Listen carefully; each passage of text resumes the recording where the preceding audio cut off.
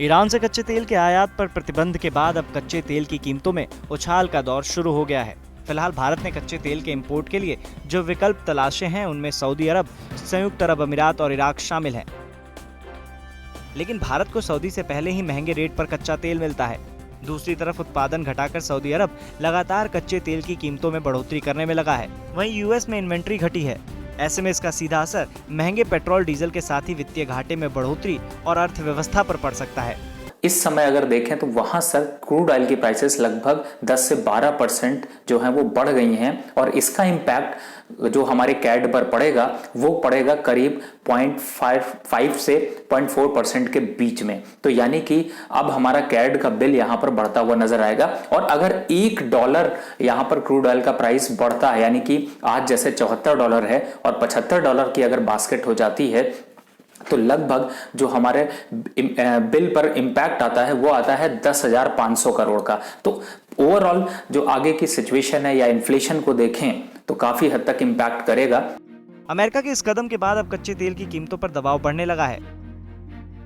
कच्चा तेल $74 प्रति बैरल के स्तर को पार कर गया है। मंगलवार को इस साल के उच्चतम स्तर $74.54 प्रति बैरल के काफी नजदीक पहुंच गया था। 1 जनवरी से अब तक कच्चे तेल के दाम में 35.43% बढ़ चुके हैं। जनवरी की शुरुआत में कच्चा तेल करीब $54 प्रति बैरल के भाव पर था।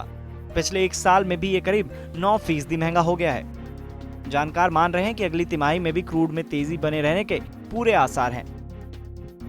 यूएस की बात मानते हैं तो उसका इम्पैक्ट ये पड़ेगा कि जितना भी हम टोटल ओपेक कंट्रीज से लगभग हम 24 मिलियन टन के आसपास का बाइंग करते हैं और साल दर साल अगर देखें तो करीब 11% जो है वो कच्चे तेल की डिमांड भारत में बढ़ती जा रही है। तो अगर हम ऐसे में यूएस से बाय करते हैं तो हमारा बिल जो है वो भी यहाँ पर बढ़ता हुआ नजर आएगा।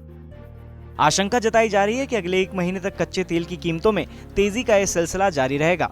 इस दौरान कच्चे तेल के $78 प्रति बैरल के करीब पहुंचने की बात कही जा रही है। इस सब का सीधा असर रोजाना पेट्रोल डीजल की कीमतों में तेजी के तौर पर सामने आ रहा है। 1 जनवरी को दिल्ली में पेट्रोल ₹68.65 प्रति लीटर था, जो 23 अप्रैल को बढ़कर ₹72.95 प्रति लीटर हो गया। यानी 4 महीने से कम समय में ही दिल्ली में पेट्रोल ₹4.30 प्रति लीटर महंगा हो गया है। इसी तरह डीजल 1 जनवरी के भाव ₹62.66 से बढ़कर ₹66.46 प्रति लीटर हो गया। यानी डीजल ₹3.80 प्रति लीटर महंगा हो गया। भारत अपनी जरूरतों का करीब 82% कच्चा तेल खरीदता है। ऐसे में इसकी कीमतें बढ़ने से देश का चालू वित्तीय घाटा बढ़ सकता है।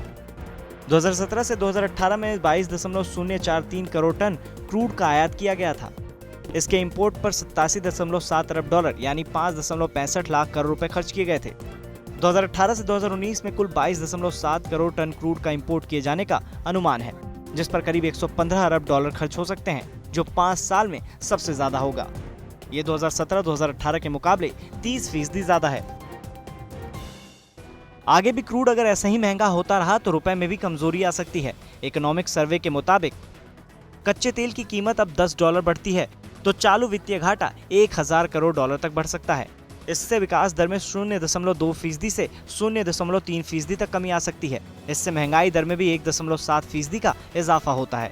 जनवरी से अब तक कच्चा तेल $12 प्रति बैरल महंगा हो चुका है। कीमतों में इस बढ़ोतरी के साथ ईरान से तेल आयात के प्रतिबंध से मुश्किलें और बढ़ सकती हैं। ईरान से आयात की शर्तें बहुत आकर्षक थीं। इनमें 60 दिन की क्रेडिट सीमा, मुफ्त बीमा और शिपिंग शामिल है।